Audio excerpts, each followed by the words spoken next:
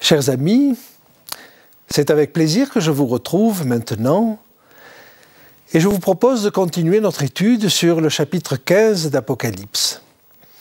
Nous savons que c'est le temps des coupes, le temps qui se passe entre la fin du jugement de la maison de Dieu, le moment où chacun a choisi son camp, le moment où chacun a mûri, soit dans le bien, soit dans le mal, et juste avant le retour de Jésus.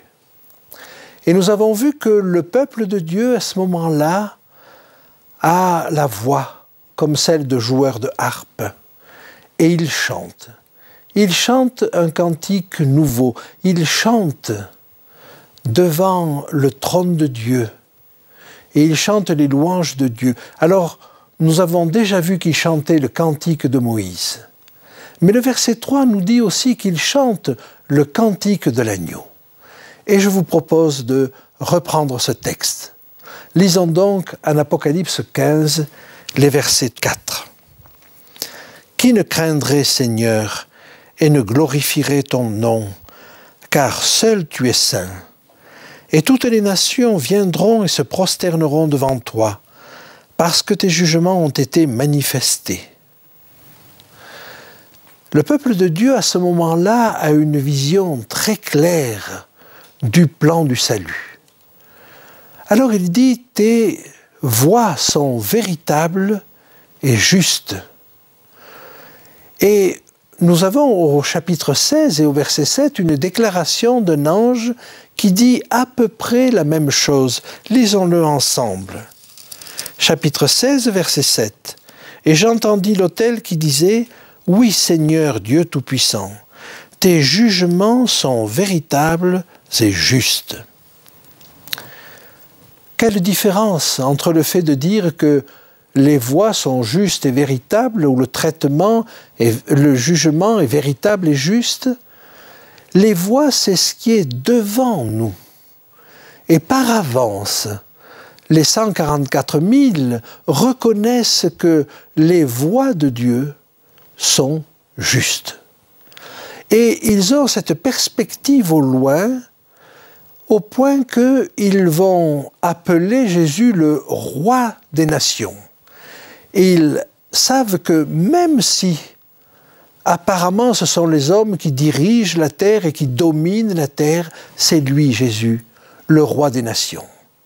Et ils reprennent donc cette déclaration de Jérémie que nous trouvons dans le livre du prophète Jérémie, au chapitre 10 et au verset 7.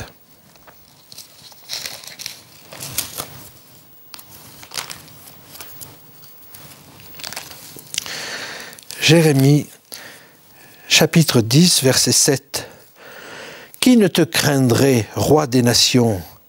C'est à toi que la crainte est due, car parmi tous les sages des nations et dans tout leur royaume, nul n'est semblable à toi. » Ils reprennent donc ces paroles et ils ajoutent avec le verset 4 ce que nous allons lire maintenant.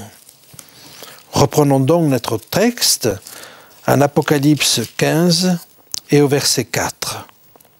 « Car seul tu es saint, et toutes les nations viendront et se prosterneront devant toi, parce que tes jugements ont été manifestés. » Ils savent à l'avance, une chose qui ne se passera qu'à la fin des 1000 ans, c'est-à-dire 1000 ans après le retour de Jésus. Et ils disent, toutes les nations viendront se prosterner devant toi. Et quelle est la raison de cette prosternation générale? C'est parce que les jugements de Dieu ont été manifestés. En d'autres termes, toutes les nations, c'est-à-dire les élus et les réprouvés, tous, viendront se prosterner aux pieds de Dieu. Aussi étonnant que cela puisse nous paraître, c'est ce que nous allons voir à travers 3 textes de l'Ancien Testament. Et je vous propose de lire d'abord le psaume 22, au verset 29 ou 30 selon les versions.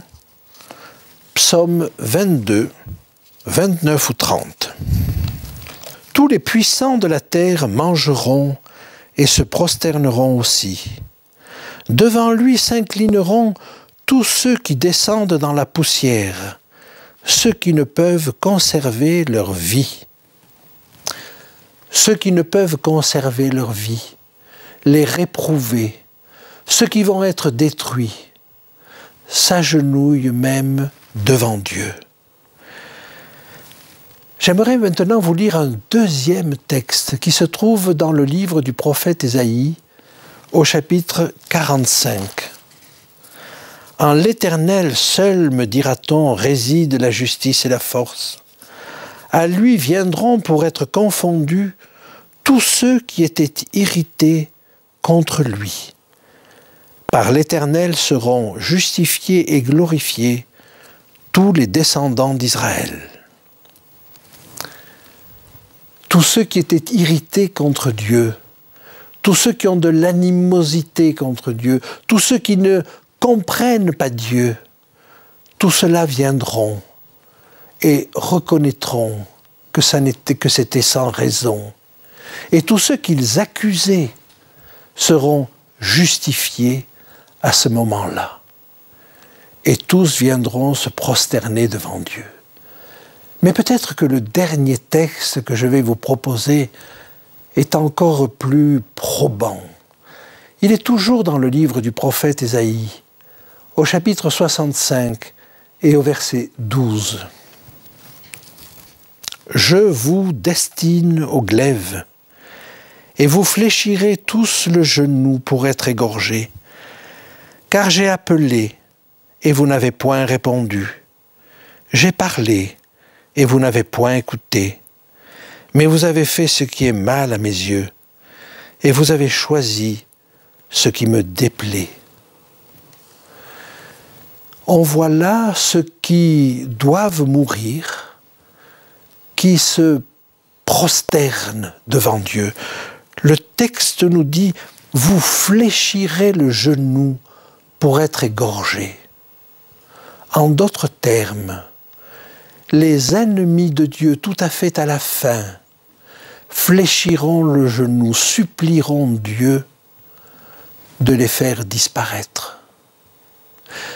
Voyez-vous, on peut voir la disparition, cette mort définitive, les temps de feu et de soufre, comme la dernière punition que Dieu exercera. Mais là, ça nous est présenté autrement. Il exaucera la dernière requête de ceux qui ont été ses ennemis. Devant leur situation, devant leur état, devant leur choix, ils demandent à Dieu de mourir. Ils se trouvent un petit peu dans la situation de Judas, qui, devant la grandeur de son erreur, de sa faute, de son péché, ne pouvait plus se supporter.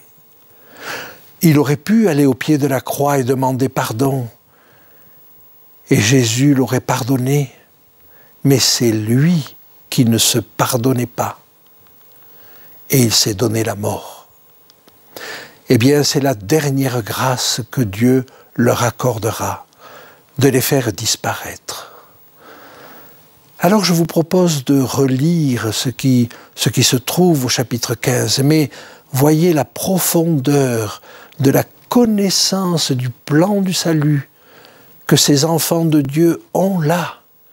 Et déjà à l'avance, les voies de Dieu leur sont claires et ils savent que tout le monde viendra se prosterner aux pieds de Dieu pour reconnaître la validité et la justice de ses jugements.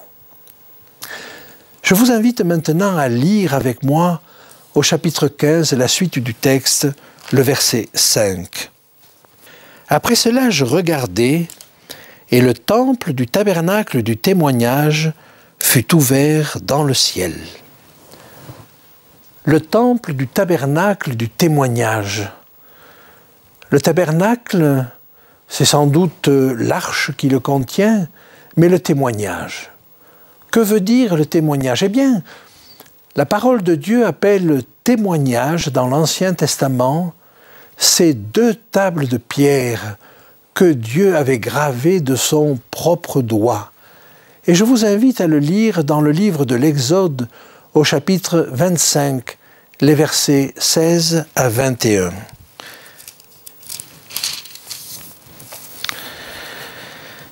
Tu mettras dans l'arche le témoignage que je te donnerai.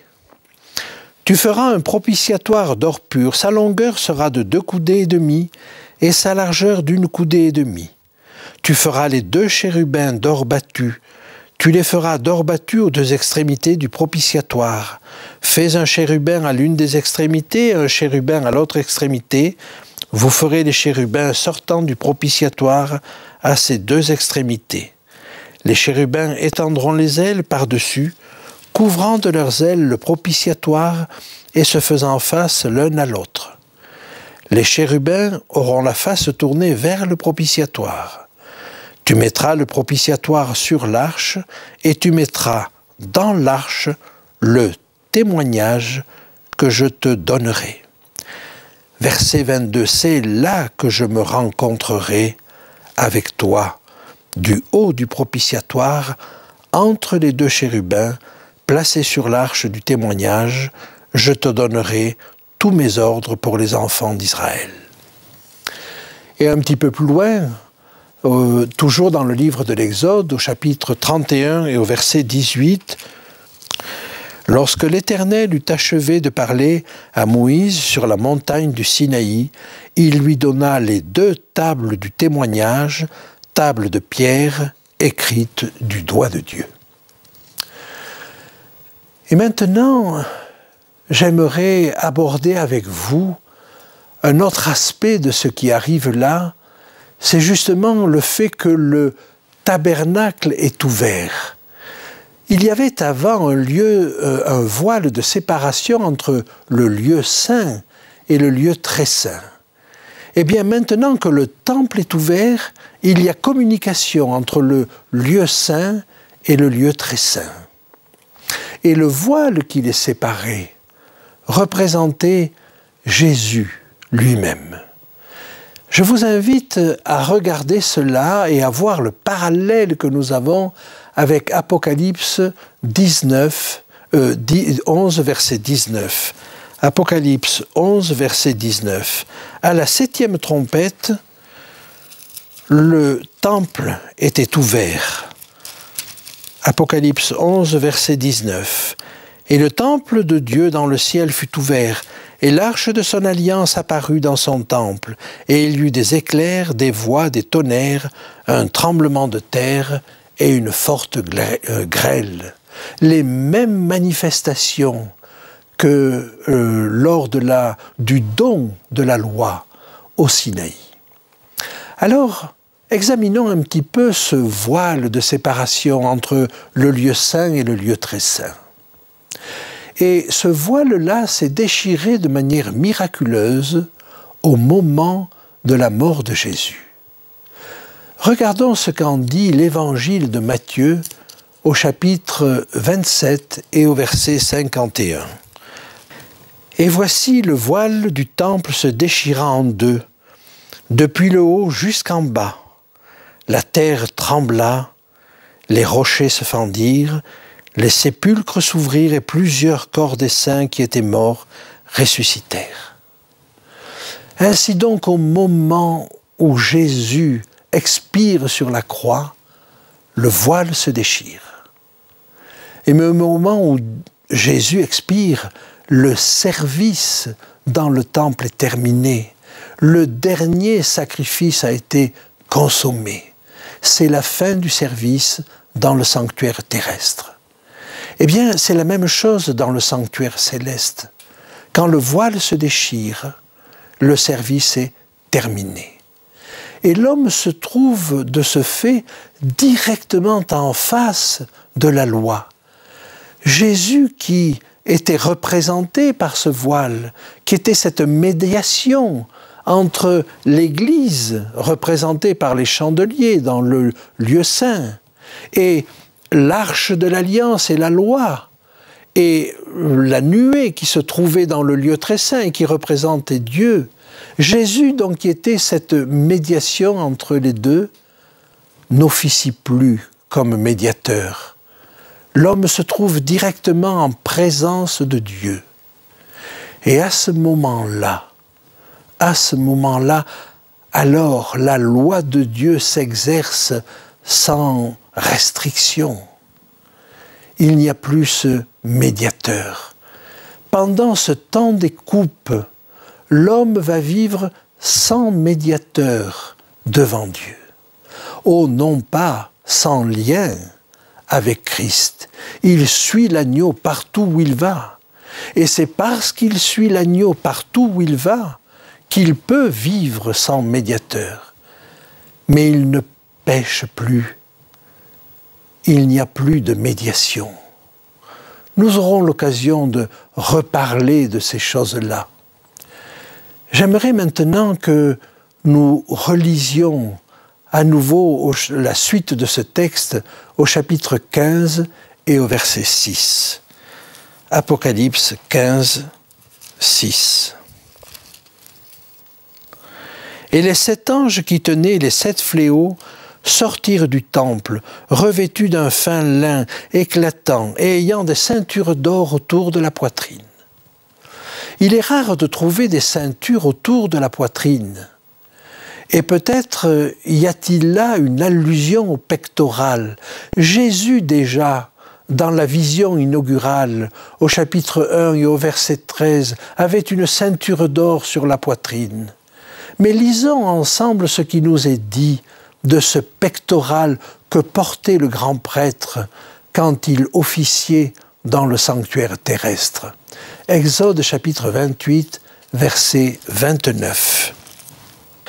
Lorsqu'Aaron entrera dans le sanctuaire, il portera sur son cœur les noms des fils d'Israël gravés sur le pectoral du jugement, pour en conserver à toujours le souvenir devant l'Éternel. Le fait pour le grand prêtre de porter ce pectoral, portant 12 pierres précieuses, sur lesquelles était gravé pour chacune le nom de l'une des 12 tribus d'Israël, faisait qu'il portait sur lui, sur son cœur, comme nous le dit le texte, tout le peuple. Quand Jésus se présente au chapitre 1 de l'Apocalypse, il se présente comme le grand prêtre qui porte sur son cœur tout son peuple. Eh bien ici, les anges qui vont sortir et qui vont déverser les coupes de la colère de Dieu sortent en fait pour défendre le peuple de Dieu. C'est parce qu'ils portent sur leur cœur le peuple de Dieu, l'intérêt du peuple de Dieu, qu'ils interviennent. Le peuple de Dieu est apparemment dans une situation désespérée aux yeux des hommes. Et c'est l'intervention de ces coupes, de ces anges, qui va permettre leur délivrance. Alors, avançons encore un petit peu et lisons le verset 7. Et l'un des 4 êtres vivants donna aux 7 anges les 7 coupes pleines de la colère du Dieu qui vit au siècle des siècles. La participation de l'un des 4 êtres vivants est certainement l'indication que ces êtres vivants aussi participent à l'adhésion pour aller à l'étape suivante. Nous avons vu celle des 24 anciens, celle des anges et maintenant celle des êtres vivants. Et il leur donne des coupes d'or. Or, nous avons déjà vu des coupes d'or. Les anciens portaient des coupes d'or pour le service et ils offraient des parfums qui sont les prières des saints. Babylone portait des coupes d'or. C'était certainement des prières, mais des abominations. Eh bien, celles de Dieu maintenant contiennent des réponses aux deux précédentes. Et en réalité, il s'agit pour Dieu de prendre la coupe de l'un pour la donner à l'autre. C'est ce que nous dit le prophète Ésaïe au chapitre 51 et au verset 22 et 23. Ainsi parle ton Seigneur l'Éternel, ton Dieu, qui défend son peuple. Voici, je prends de ta main la coupe d'étourdissement, la coupe de ma colère, tu ne la boiras plus. Je la mettrai dans la main de tes oppresseurs qui te disaient « Courbe-toi et nous passerons ». Tu faisais alors de ton dos comme une terre, comme une rue pour les passants. Dieu retourne contre eux les mauvais projets que les ennemis de Dieu avaient contre lui. Alors, arrivé à ce moment, ceux qui ont observé jusque-là les commandements de Dieu n'auront pas de peine à vivre sans intercesseur. Par contre, ceux qui se seront enfoncés dans le mal, comment résisteront-ils en la présence de Dieu lui-même? Que Dieu nous prépare à ce temps. Et il veut le faire, et il le fera.